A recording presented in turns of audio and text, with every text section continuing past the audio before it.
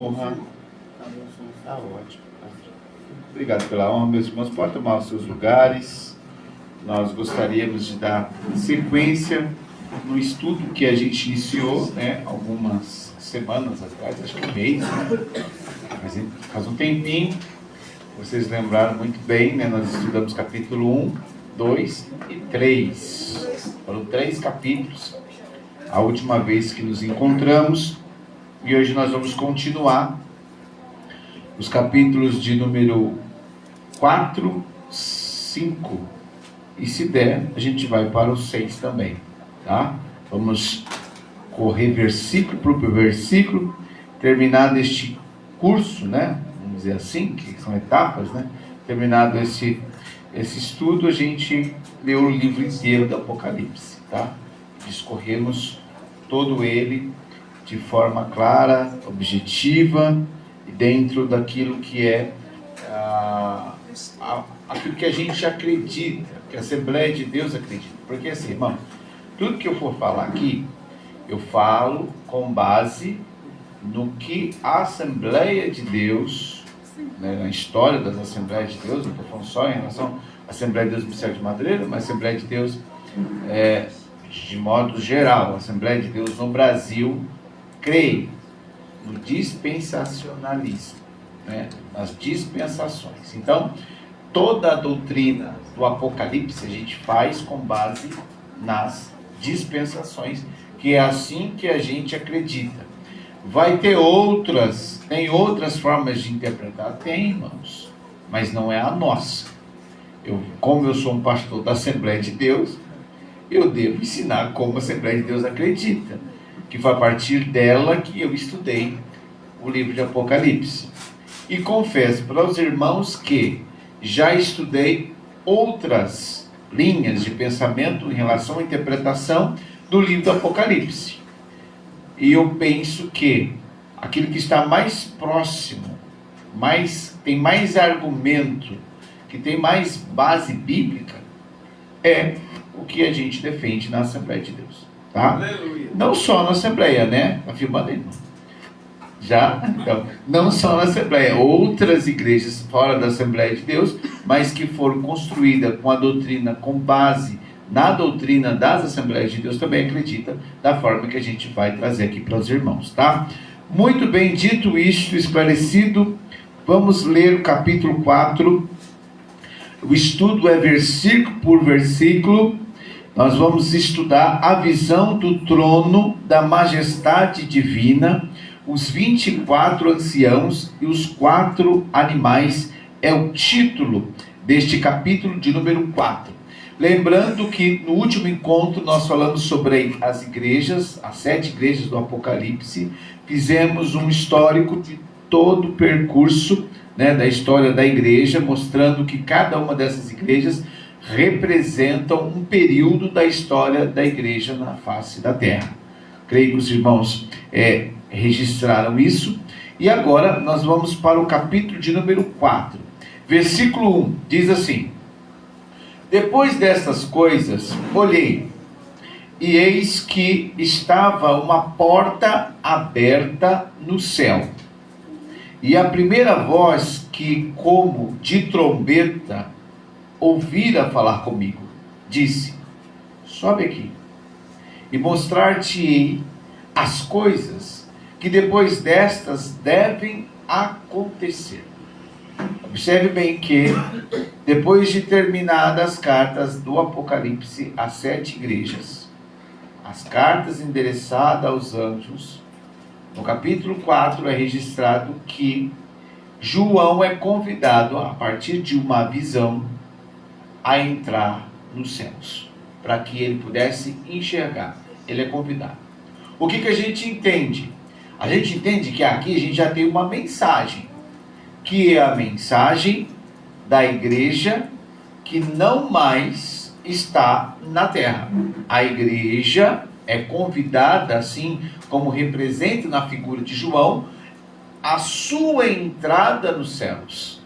Tanto é que a gente aqui depois, a gente vai ver a descrição, não vai aparecer mais a questão da igreja, mas vai aparecer a Israel, o povo de Israel se referindo sempre aos povos, às pessoas, né, como o povo de Israel. Então a gente já tem essa primeira leitura neste texto. E observe que João, ele é convidado a entrar, a subir e a contemplar. E aqui apresenta que como voz de trombeta ouvira falar comigo. Então essa voz de trombeta é a mesma voz que João escuta lá no capítulo 1. E quando a gente fala de trombeta, a gente fala de arrebatamento. Não é assim? Foi assim que Paulo nos ensinou, que o arcanjo vai tocar sua trombeta e aí a igreja será arrebatada. O que é importante a gente saber?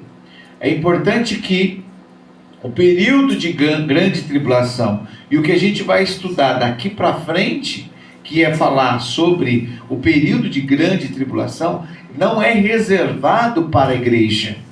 Porque Deus não reservou a igreja para a ira, irmão.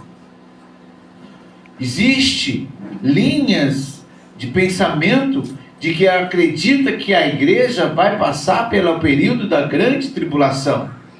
Se a tribulação é a manifestação da ira de Deus, como é que Deus vai manifestar sua ira para o seu povo? Não faz sentido. Alguém diz, não, a igreja vai passar pela grande tribulação, mas Deus vai livrar ela da grande... Irmão, no período de grande tribulação, quem vai reinar é o anticristo. E ele só vai reinar, ele só vai conseguir reinar, por quê? Porque a igreja, que é a luz do mundo e o sal da terra, não estarão mais aqui. A igreja não estará mais aqui. Então, isso é importante, isso precisa ficar bem claro para a gente, que o arrebatamento da igreja acontece antes do período de grande tribulação. Versículo de número 2. E logo fui arrebatado em espírito, e eis que um trono estava posto no céu, e um assentado sobre o trono. Observe a sensibilidade espiritual de João, que ele percebe o que estava acontecendo, e rapidamente ele já consegue contemplar as grandezas de Deus. Então, a porta, da revelação profética foi aberta para ele, e agora ele já começa a ver. E quem chama a atenção? Aquele que estava sentado no seu trono, no seu alto e sublime trono. Versículo 3. E o que estava sentado era na aparência semelhante à pedra de jaspe e de sardônica, e o arco celeste estava ao redor do trono, e era semelhante à esmeralda. Então ele começa a descrever aquilo que ele estava vendo. Então, irmãos, a visão que ele estava tendo era de algo extraordinário. Lembra que a gente aprendeu que João buscava coisas para tentar explicar aquilo que não existia na terra. Até dei um exemplo para vocês aqui, da fruta, do kiwi. Qual era a outra fruta mesmo? Era o kiwi e pitaia. Quando você corta uma pitaia, a pitaia por dentro parece um kiwi. Então, todas as vezes que João ia falar da pitaia, ele falava assim, o kiwi, porque é o que mais parecia o que ele estava vendo. Mas, na verdade, o que João estava vendo era algo que não existia aqui na terra, algo que nunca ninguém havia visto. Não é assim que está escrito? O que o olho não viu, o que o ouvido não ouviu, o que jamais desceu ao coração do homem, são as coisas que Deus tem preparado para aqueles que o amam. Então a gente não viu, a gente não sabe como que é. Então a descrição é para a gente entender. E aí ele vai começar a usar vários elementos que tem aqui na terra para representar o que ele estava vendo. Aí ele fala da pedra de jaspe, que na verdade é uma espécie de diamante que representa a pureza e santidade. Depois ele fala da sardônica, que é uma cor vermelho, né, um vermelho profundo, que fala do quê? Que fala dessa condição de que Deus vai se vingar, Deus vai se irar contra aqueles que viveram uma vida de desobediência. E o arco celeste, né, que fala a representação da esmeralda, que é um verde diferente, que fala-nos da misericórdia de Deus. Por que, pastor, misericórdia? Lembra do arco-íris? Quando é que a Bíblia registra a primeira vez que aparece um arco-íris? Na época de Noé, muito bem. Então, quando Deus fez uma aliança com Noé e disse que nunca mais iria destruir a terra com água, da forma que foi destruída, está lá em Gênesis capítulo 9, do versículo 12 ao versículo 15, quando Deus disse que não iria destruir mais, Deus fez uma aliança, disse, olha, está vendo o arco? Esse arco é o símbolo desta aliança, da manifestação da minha misericórdia. Então, assim, do mesmo Deus que vem a justiça, né, que a gente leu aqui, irmãos, a sardônica, vermelho profundo, que fala do que? Da justiça, da manifestação da ira de Deus, da mesma sorte deste trono também vem a misericórdia. Então todos nós, toda a raça humana está sobre essas duas coisas, ou sobre a misericórdia de Deus, ou sobre a ira de Deus. Nenhum ser humano escapa de uma dessas duas coisas. Ou nós estamos debaixo da ira do Senhor, da justiça de Deus, ou nós estaremos debaixo da misericórdia de Deus, da graça do Senhor. Bem? Pois bem, aí continua o texto. E ao redor do trono havia 24 tronos. Observe bem. E ao redor do trono havia 24 tronos, e via sentados sobre os tronos 24 anciãos, vestidos de vestes brancas, que fala de pureza, de santidade, e tinham sobre a cabeça coroas de ouro. E essa coroa não fala de poder político, né, irmãos? Essa coroa fala de quê? Fala de uma representação de reverência àquele que está sentado no trono. Então é uma questão de reverência a Deus, de respeito a Deus. É a manifestação de uma condição que é lhe dado, mas que ele vai reverenciar isso ao Cordeiro de Deus, que a gente vai ver um pouquinho mais para frente. E do trono saíam relâmpagos e trovões e vozes, e diante do trono ardiam 7 lâmpadas de fogo, as quais são os 7 Espíritos de Deus. Então, irmãos, fala-nos, quando fala de 7 Espíritos de Deus, fala do quê? Fala das atividades dinâmicas do Espírito de Deus. Se a gente lê no livro de Isaías, capítulo 11, versículo de número 2, Isaías capítulo 11, versículo 2, fala-nos do Espírito que estava sobre o Senhor. Observe o que diz o texto: e repousará sobre ele o Espírito do Senhor, o Espírito de sabedoria, e de inteligência, e de conselho, e de fortaleza, o Espírito de conhecimento e de temor. Quantos? 7. Quando eu falo do Espírito de Deus, fala da sua totalidade, da sua capacidade de criação, da sua onisciência. Então é apresentado o Espírito de Deus. E aí a gente vê que esse Espírito, ele trabalha sobre mais 6 dimensões profundas que estavam sobre Jesus e que está sobre a igreja. Então esse Espírito Santo é que está sobre a igreja de Cristo hoje. Não está as 6 ações do Espírito de Deus na vida de um homem ou de uma mulher, mas o Espírito reparte essas dimensões, essa ação sobrenatural sobre homens e mulheres a partir dos dons espirituais.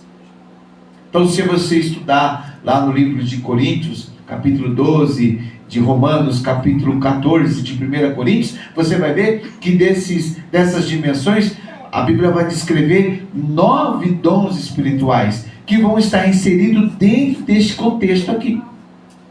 E esse espírito é o espírito criacional, é o espírito que vai dar forma, que vai dar vida, que vai produzir, que vai transformar, não é assim? No princípio criou Deus os céus e a terra. E a terra era sem forma e vazia, e o Espírito de Deus pairava sobre a face das águas. E aí, conforme o Espírito de Deus ele pairava sobre aquilo que era, na verdade, nada, porque existia, irmãos, água, mas não existia vida. A vida só veio depois que Deus começou a falar.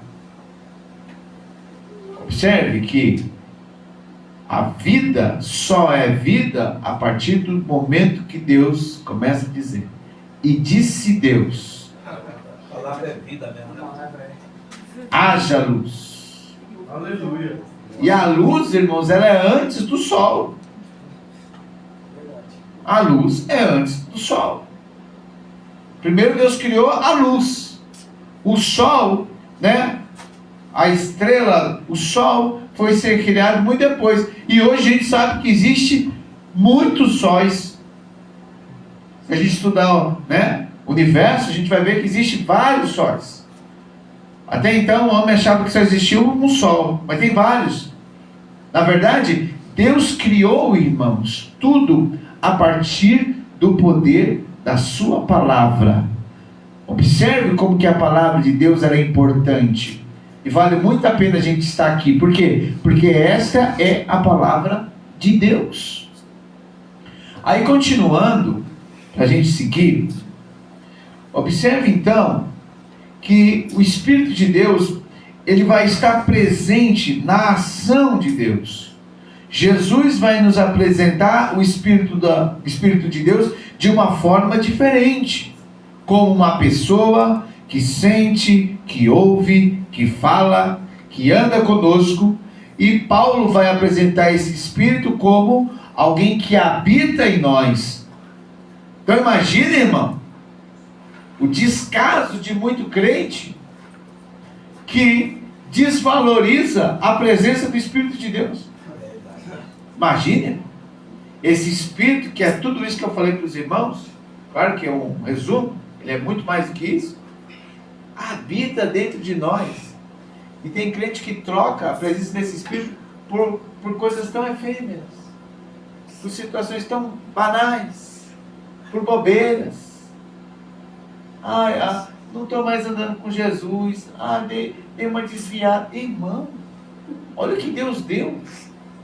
Jesus disse aí, Jesus falou sobre isso. Jesus falou assim: se o filho vos pedir pão, vos dará pedra? Se pedir peixe, vos dará uma serpente, um escorpião? Não. Se vós pedirdes ao Pai, o Pai vos dará o Espírito Santo. Ou seja, Deus dá aquilo que Ele tem de melhor. Deus sempre dá o que Ele tem de melhor, irmão. Ele deu o seu Filho, que era o melhor que Ele tinha, e Ele dá o seu Espírito Santo, que é o melhor que Ele tem. E o que você quer mais? Eu não quero Espírito Santo não, mas se o Senhor me der um emprego para ganhar 15 mil, tá bom. Tem gente que pensa assim. Tem gente que pensa assim, se eu conseguir aí passar na faculdade, para mim é melhor. Irmão, Deus nos deu o Espírito Santo. Jesus diz: eu irei para o Pai e vos enviarei o Consolador. Aleluia. E Ele estará convosco todos os dias até a consumação dos séculos. Glória a Deus. Ande com o Espírito Santo, vale muito a pena. Verso 6. E havia diante do trono um como mar de vidro, semelhante ao cristal, e no meio do trono e ao redor do trono 4 animais cheios de olhos, por diante e por detrás. esse espelho de vidro que a gente vê, como um mar de vidro, outros profetas viram também, como Ezequiel, outros profetas viram. E o que isso fala? Fala de inacessível, fala de um espaço que ninguém pode chegar, fala dessa condição que Deus está, que nenhum homem pode, se achegar na onde Deus se encontra. O salmista diz que Deus se curva para ver os moradores da terra. Por que Deus se encurva? Porque acima de Deus não tem nada. Ele é acima de tudo, irmão. Ele está numa posição inacessível. Os homens só conseguem entender ou contemplar alguma coisa em relação a Deus quando Deus decide se revelar para ele, se revelar para ela. Agora, vamos aprofundar um pouquinho sobre estes seres. Versículo de número 7. E o primeiro animal era semelhante a um leão. Imagine, irmão. Essa visão que João teve, Ezequiel também teve no capítulo 1. Você pode fazer depois a correlação dos textos. O animal era semelhante a um leão. Está lá no trono. Imagina, o trono de Deus. De repente aparece um ser que, na verdade, era um querubim. E o querubim é o auge da cadeia hierárquica. Eu vou falar cadeia hierárquica, mas assim, os anjos não é como se fosse uma hierarquia. A gente fala hierarquia para a gente entender. Mas lá no céu existem funções específicas de cada ser celestial. E no caso do querubim, era uma das funções mais importantes. É uma espécie de anjo que está mais próximo de Deus. Querubim, vamos dizer assim, para nós seria uma autopatente no céu. Tanto é que, quando fala do diabo, Satanás, fala que ele era um querubim ungido. Lá em Ezequiel, Isaías, fala que ele era um querubim ungido. Então ele era além dele ser um autopatente, um querubim, além disso ainda ele era ungido. Ou seja, ele tinha um título especial, assim como o arcanjo Miguel. A Bíblia nunca falou de arcanjos. Pode percorrer a Bíblia inteira aí. 31.173 versículos, na Almeida Revista Corrigida. Pode percorrer. Só tem arcanjo no singular, que é arcanjo Miguel, porque é um cargo específico de um anjo só. Assim como também o diabo o título que era dado a ele era de querubim ungido, separado. Então os querubins, eles tinham essa importância. E aí ele vai dizer que um tem cara de leão, o segundo era cara, o rosto semelhante a um bezerro, e tinha o terceiro animal com o rosto como de homem, e o quarto animal era semelhante a uma águia. E os 4 animais tinham cada um respectivamente 6 asas. Olha só. E ao redor e por dentro estavam cheios de olhos. Que fala de que tudo vê, de tudo contempla. É a capacidade que Deus deu a eles, deles contemplarem, de eles terem onisciência, deles enxergarem. Então esses olhos representam isso. E essas asas, então eram 6 asas. Com 2 asas voavam. Que fala do quê? Fala de velocidade em realizar o serviço de Deus. 2 asas tampavam o rosto. Que fala o quê? Fala de reverência em relação à glória de Deus. As 2 asas que tampavam seus pés e parte do seu corpo, fala de quê? De temor a Deus. Olha, irmãos, que coisa séria, que coisa importante para nós, que ensinamento. É por isso que Salomão escreveu: guarde o teu pé quando entrares na casa do Senhor teu Deus. Por quê, irmãos? Porque aqui é um lugar que nós temos que ter reverência, temor, e estar pronto, disposto a servir. As asas que voam é essa velocidade em realizar o serviço de Deus. É assim que o anjo é colocado. Agora, pastor, o que seria então o rosto de leão? O rosto de leão fala da força, a capacidade de que Deus deu. O animal extremamente forte. Alguns gostam de chamar do rei da selva, né? Por quê? Porque nenhum outro animal é capaz de investir contra o leão, a não ser que venha em bando, né? Mas o leão é o animal mais forte. Então, esse rosto como de leão é para mostrar essa força. Agora, o segundo rosto era como semelhante a um bezerro, um boi, que fala de disposição para servir. O boi, na antiguidade, era utilizado para isso, para servir.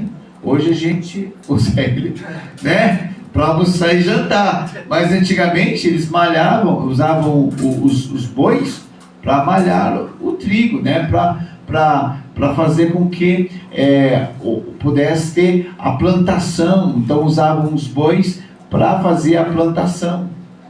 Então, fala de serviço. O boi fala de serviço. Aí nós temos o rosto de homem. O rosto de homem fala de quê? De inteligência, de razão, de capacidade intelectual. Então não é um ser ignorante, não é um ser idiota, é um ser extremamente inteligente. Glória a Deus. Entende, irmãos? E por fim, a águia, que fala do quê? De liberdade, de agilidade, de capacidade de se deslocar. Fora isso, ainda tem uma visão extraordinária. Então fala para o seu irmão que está do lado aí, e diga para ele assim, fala para ele, Deus, toca nele aí, para ele não dormir, toca nele. Deus conta com você, a sua inteligência, o seu serviço, a sua agilidade e a força dele que está sobre você. Amém? Agora vamos continuar então. Versículo de número 9. E quando os animais davam glória e honra e ações de graças ao que estava sentado sobre o trono, ao que vive para todo sempre, os 24 anciãos prostravam-se diante do que estava sentado sobre o trono, adoravam o que vive para todo sempre e lançavam as suas coroas diante do trono, dizendo: digno és, Senhor, de receber glória e honra e poder, porque tu criaste todas as coisas e por tua vontade são e foram criadas. Então observe que nós fomos criados, e o que cabe a nós, a todo ser terrestre, a todo indivíduo, independente se Deus der saúde ou não, independente se Deus der um emprego ou não, independente, irmãos, se os nossos filhos estão ou não na presença de Deus, o que nos cabe é honrar, louvar e engrandecer a Deus. Por quê? Porque fomos criados. Aleluia. Quem aqui está nessa vida, neste mundo, por vontade própria? Quem que quis vir para cá? Ninguém, irmãos. Nenhum de nós. Nem a nossa mãe, nem o nosso pai decidiram a gente estar aqui na terra. Foi Deus que quis assim. Eu tenho 3 filhas. E aí a gente fala, né? No brasileiro, né?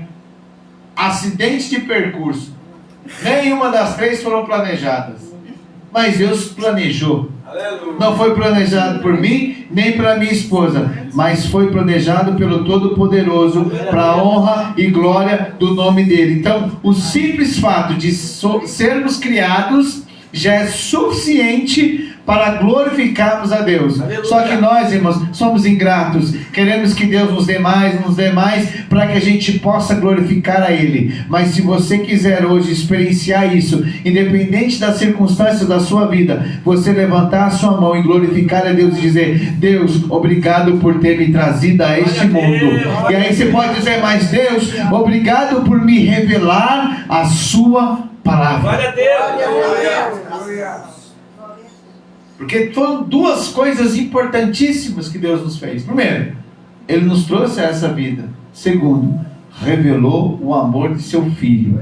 E aqui estamos estudando a palavra dele e entendendo de que os anjos estão lá no céu dizendo: Santo, Santo, Santo é o Senhor dos exércitos. Estão ali. E aí, irmãos, os 24 anciãos, eles mostram a utilidade da coroa. Por que eles tinham uma coroa na cabeça? Que era, na verdade, para reverenciar o Todo-Poderoso. Era para engrandecer ao Todo-Poderoso. Entende isso?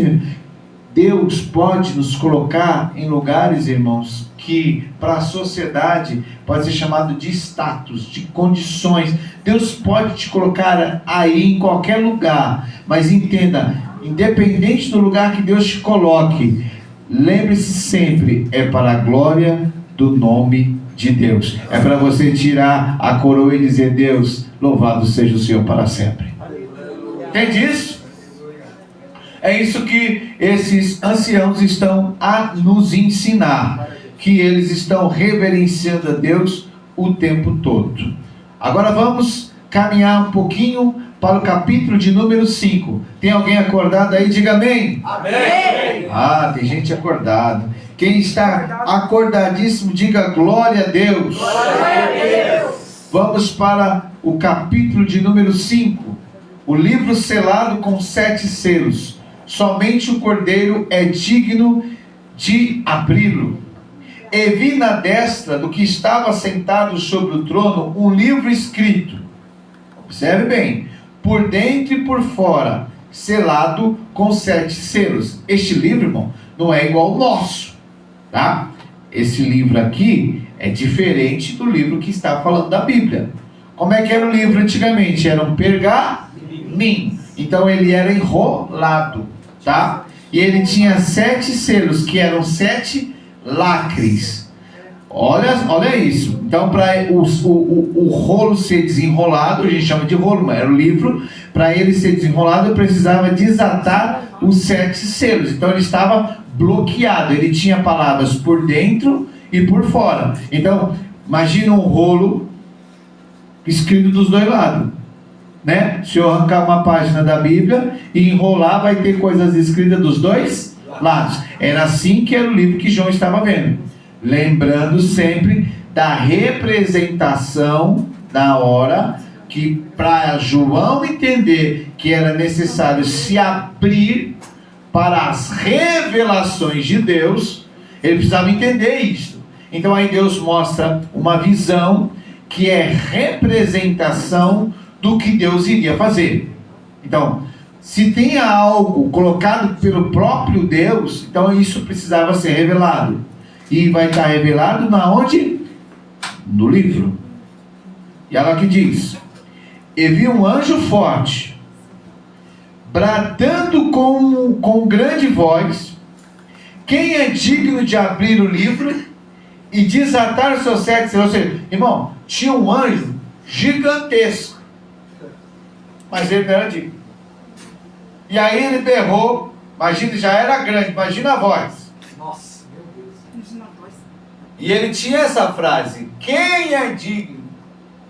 Se você ler, irmãos, lá no versículo de número, a gente vai chegar lá, mas eu vou antecipar aqui, no versículo de número 11, olha só: e olhei e ouvi a voz de muitos anjos, João falando, ao redor do trono e dos animais e dos anciãos, e era o número deles milhões de milhões e milhares de milhares. Consegue contar isso, irmão?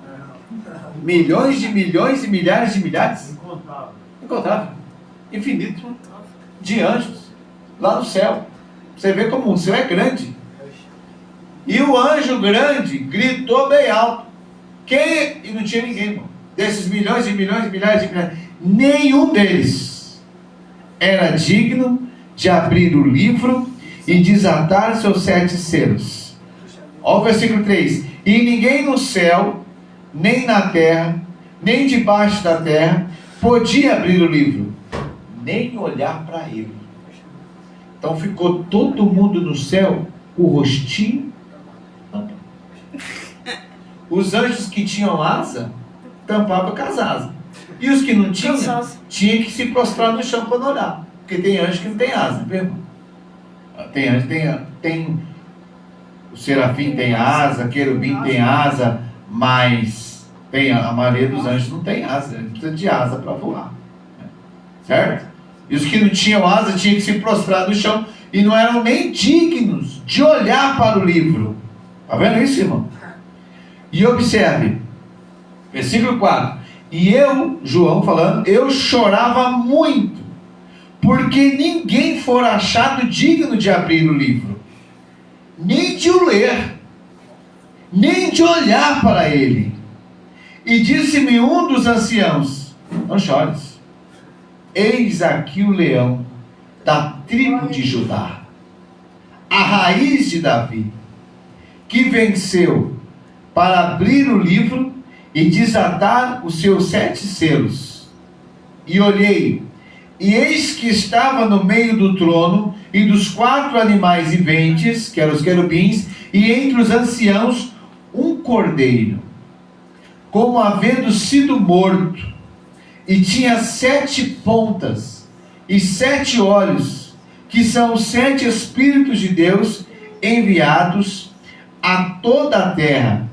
E veio e tomou o livro da destra do que estava assentado no trono.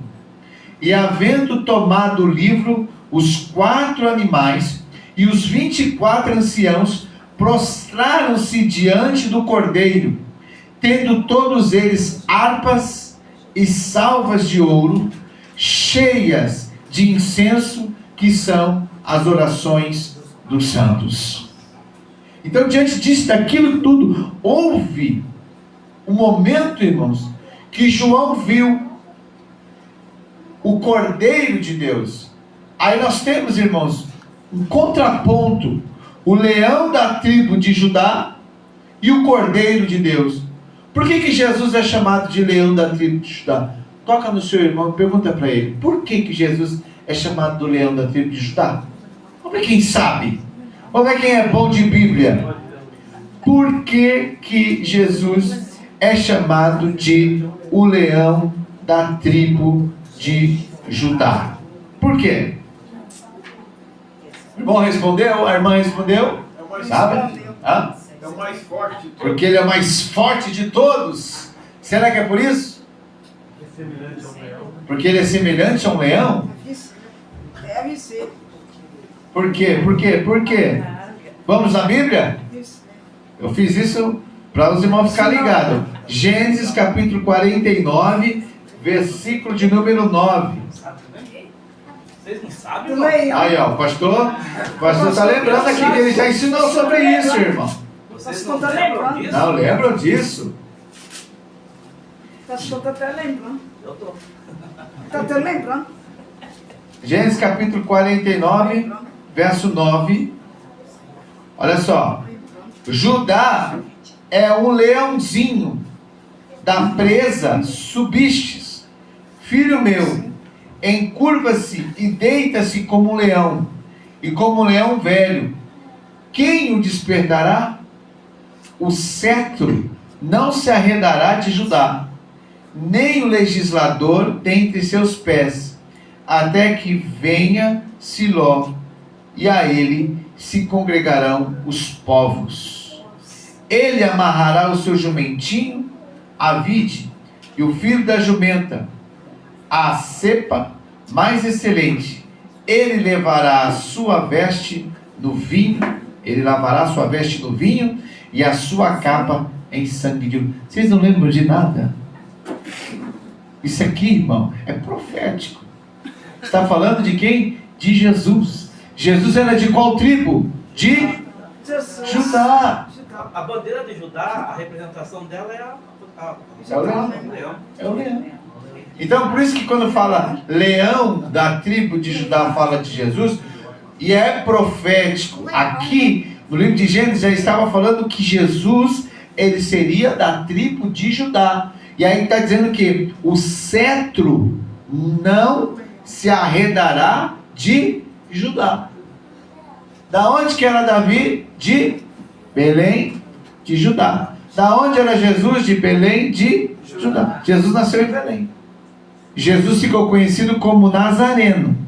Mas Jesus não nasceu em Nazaré. Jesus era belemita. Jesus nasceu em Belém. Ele ficou conhecido como Nazareno porque ele passou a viver em Nazaré. E o profeta Isaías vai dizer isso quando fala de renovo, fala de Nazareno. Então Jesus, ele era o renovo de Deus. Observe como que a Bíblia está toda conectada e ela está sempre mostrando, apontando para Jesus, o Filho de Deus. Olha como tem uma harmonia muito linda. Quando a gente começa a estudar, a gente fica impressionado com os detalhes que a Bíblia vai descrever. Quem escreveu o livro de Gênesis foi Moisés. Moisés, há muitos e muitos anos antes, mais de 1000 anos antes de Jesus nascer, já estava profetizando em relação ao Filho de Deus. É lindo, né, irmãos? Pois bem, Jesus, ele foi digno de abrir o livro e desatar os seus 7 selos. Por quê? Porque ele é o leão da tribo de Judá e porque ele é da raiz de Davi. O cego, muito esperto, ele disse, filho de Davi, tem misericórdia de mim. Ele sabia que Jesus era o Messias, porque havia uma promessa também, que da raiz de Jessé, está lá em Isaías capítulo 11, verso 10, não vou ler, da raiz de Jessé, Jessé foi o pai de Davi, nasceria o Salvador da humanidade, o Messias. E aqui a gente vê isso sendo repetido no livro de Apocalipse. As 7 pontas e os 7 olhos fala do conhecimento e discernimento completo e perfeito de Deus, que está sobre Jesus, porque das características dele, a gente leu e disse que o cordeiro tinha o quê? 7 pontas, Então, tudo isso vem dessa manifestação do próprio Pai no Filho, através da ação do Espírito Santo. Então, a gente vê a presença da Trindade o tempo todo de maneira simbólica. Agora, para nós, o mais importante é que lá, irmãos, havia o que? As orações dos santos. Aleluia. Isso é importante. Olha como às vezes a gente despreza a oração, mas olha o que diz, Tendo eles harpas. Quem tinha as harpas? Quem tinha os 4 animais, os 24 anciãos prostrados diante do cordeiro, tendo todos eles harpas. Então os anciãos estavam com as harpas, e os animais, os querubins, estavam com harpas, e com salvas, salvas de ouro cheias de incenso. Aí João fala assim, já que é para a minha igreja, deixa eu traduzir isso aqui, porque senão ia ficar só harpas e salvas cheias de incenso, salvas de ouro cheias de incenso. Aí o povo não vai entender. Então deixa eu traduzir aqui, as orações dos santos da terra. Então, irmão, observe bem, por que é tão difícil você viver uma vida de oração? Por que é uma luta para orar? Irmão, acontece tudo para você orar. É alguém liga no teu celular, é mensagem que vem, é sua filha que grita, seu marido que pede coisa, é um monte de coisa para não orar. Por quê? Cada oração que você faz está lá registrada no céu. O anjo está lá, com ela na mão, esperando assim o Pai. Quando Deus fala assim, pode descer lá, é essa mesmo, é a número 5, pode ir lá, é lá em Canitar, é lá em Ourinhos, é assim, irmão. Quando o anjo tem autorização de responder a oração, ele vem. Por quê?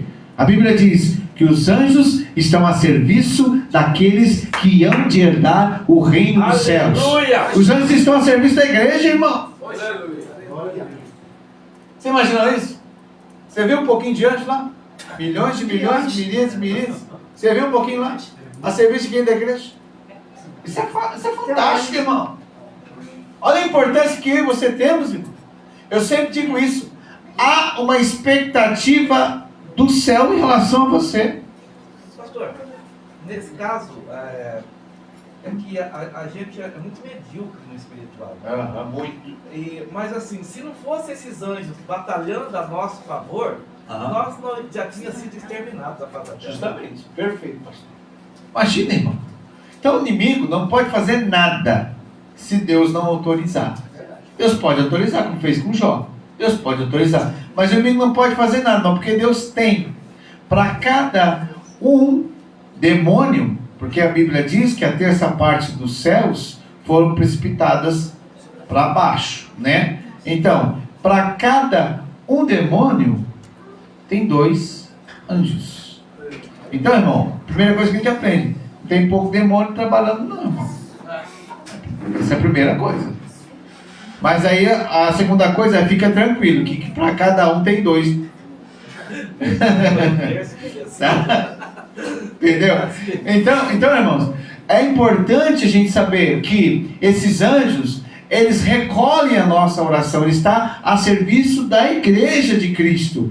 E quando você ora, isso é um momento importante. Jesus diz, pede. Jesus incentivou, pedi, dá-se-vos-á, porque o que pede recebe, o que busca enquanto que bate, abre-se-vos-á. Então, irmão, pede. Por quê? Porque as suas orações serão ouvidas, atendidas. Jesus falou bem claro isso: as minhas palavras estiverem em vós e vós estiveres em mim, pedireis o que quiseres em meu nome, e vos será feito. Aleluia. Então, se a palavra de Deus está em você, com certeza você vai pedir coisas que agradam ao Senhor, e Deus vai ter prazer em te responder. Vai dar o anjo lá, posso ir, faz tempo que eu não vou na terra, o povo não está orando mais, preciso sair daqui um pouquinho, eu já estou muito tempo aqui. É assim, irmão. Então eu digo, há uma expectativa dos céus em você. Por quê? Porque o serviço que você faz, o anjo não pode fazer. É verdade. O serviço que a gente não consegue fazer, o anjo faz. Agora, o serviço que a gente faz, o anjo não pode fazer. Pastor, como? O anjo não pode pregar o evangelho, irmão. O anjo não pode falar de Jesus. Olha que coisa.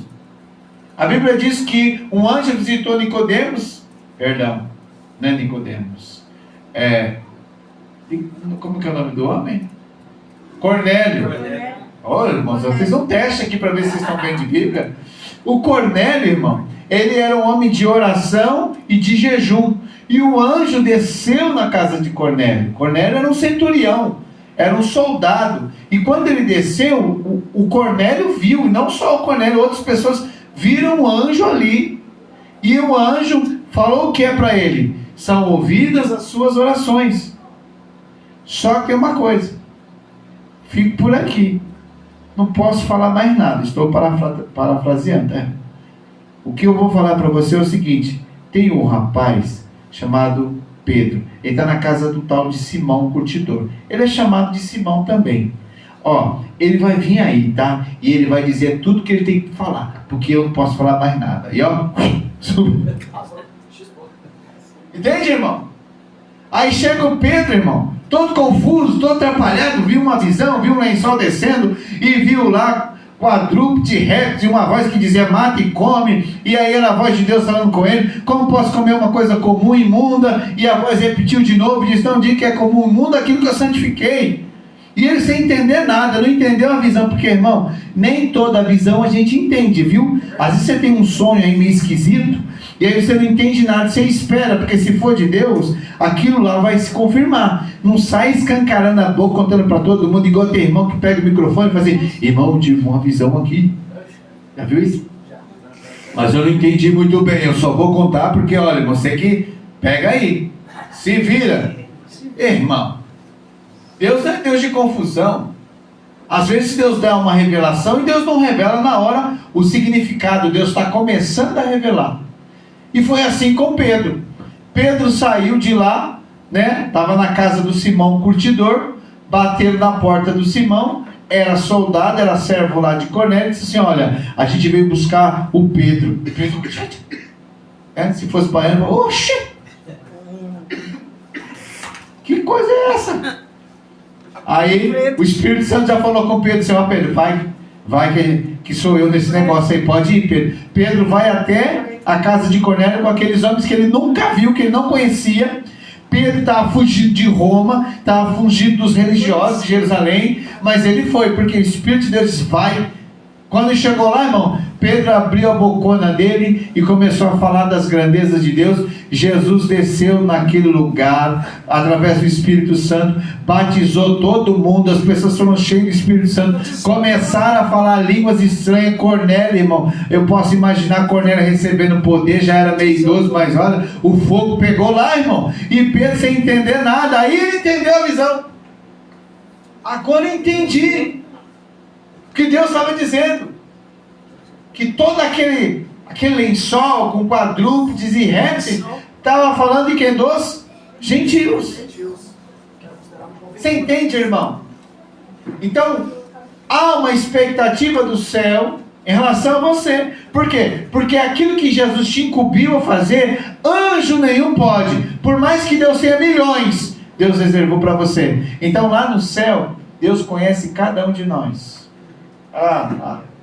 Está indo lá, ó, pastor Ismael, meu servo, está indo lá fazer a visita. É assim, irmão, olha lá, meu servo Diácono Cláudio está indo para a igreja. Irmão, tem irmãos que tem visão, né, que Deus deu o dom de visão. Tinha uma irmã que ela dizia que Deus levou ela, trasladou ela para o céu, e ela via do céu na terra, e ela via um monte de luzinha andando na terra. Ela perguntou para o Senhor: Senhor, o que é esse monte de luzinha? Aí Deus diz assim: esses são os meus servos. É assim que eu vejo lá na terra. Eu sei exatamente onde cada um está, o que cada um está fazendo, eu estou contemplando. Então, irmão, Deus tem expectativa em nós, porque aquilo que Deus nos incumbiu a fazer, os anjos não podem. Amém?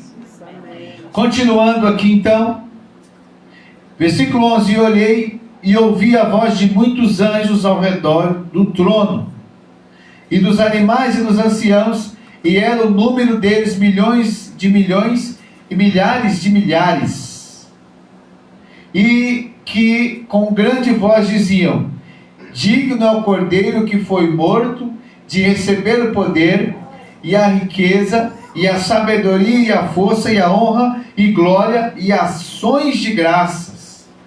E ouvi a toda criatura que está no céu e na terra e debaixo da terra, e que está no mar, e todas as coisas que neles há, dizer: ao que está sentado sobre o trono e ao Cordeiro sejam dadas ações de graças, e honra, e glória, e poder para todos sempre. E os 4 animais diziam: amém. E os 24 anciãos prostraram-se e adoraram ao que vive para todo sempre. Aleluia! Glória a Deus. Observe que a adoração vai para o Pai e a adoração vai para o Filho. Então, tanto o Filho quanto o Pai são dignos de adoração. E por que Jesus foi digno de abrir o livro e desatar os seus 7 selos? Por quê? Porque só ele venceu, não tinha outro. Que era digno. E o que ele venceu? A morte. A morte. Ele morreu pela humanidade. Entende isso, irmão? Um sacrifício perfeito. Por que Jesus foi um sacrifício perfeito? Poderia ser um outro homem morrer pela humanidade. Mas, irmãos, nenhum outro ser, nenhum outro homem, nenhuma outra mulher conseguiu cumprir os mais de 600 mandamentos que tem na Torá. Nenhum homem, nenhuma mulher conseguiu cumprir. Por que Jesus é o sacrifício perfeito? Porque Jesus cumpriu toda a lei. Aleluia. Na risca. Jesus não falhou em nada. Ah, pastor, mas ele não guardou o sábado. Jesus guardou o sábado do jeito certo. Jesus guardou o sábado do jeito que agradava a Deus, e ele passou a ser o Senhor do sábado. Ele inaugurou um novo momento em que nós não precisamos guardar um dia para Deus. Por quê? Porque agora todos os nossos dias são para Deus, porque agora somos templo do Espírito Santo. Você está lá no seu trabalho, Deus está com você. Você está na sua casa, Deus está com você. Você está lavando a louça, Deus está com você. Então nós não guardamos dias. Ah, pastor, a gente guarda o domingo? Não, irmão, o domingo é o momento que a gente tem para ir para a igreja, mas a gente não guarda o domingo, a gente guarda todos os dias para o nosso Senhor. Por isso que está escrito lá em Atos capítulo 2, versículo 42, que os discípulos estavam unanimemente juntos no partir do pão, e todos os dias eles estavam se reunindo, adorando a Deus com ações de graça. Entende isso, irmão? Entende isso? Aí você acaba com essa discussão. Ai, irmão, você precisa guardar o sábado. Ah, não, irmão, a gente tem que guardar o domingo. Irmão, a gente tem que guardar todos os dias. Por quê? Porque Jesus pode vir na terça, Jesus pode vir na quarta, Jesus pode vir na quinta, irmão. Qualquer dia é dia de Jesus voltar. E se Ele vier, a Maranata, a hora vem. Senhor Jesus. Amém, irmãos? Glória a Deus. Ô povo animado aqui, né, irmão? Que bênção. Glória a Deus. Gente do céu. Então nós vamos parar. 2 capítulos. Certo? Podemos orar? Posso orar, pastor? Por favor. Aí Vamos ficar de pé. já inicia a abertura do livro, né? A gente já entra com tudo agora, porque a gente vai trabalhar os cavaleiros do Apocalipse, tá? Os 4 cavalos do Apocalipse. Amém. Só no sendo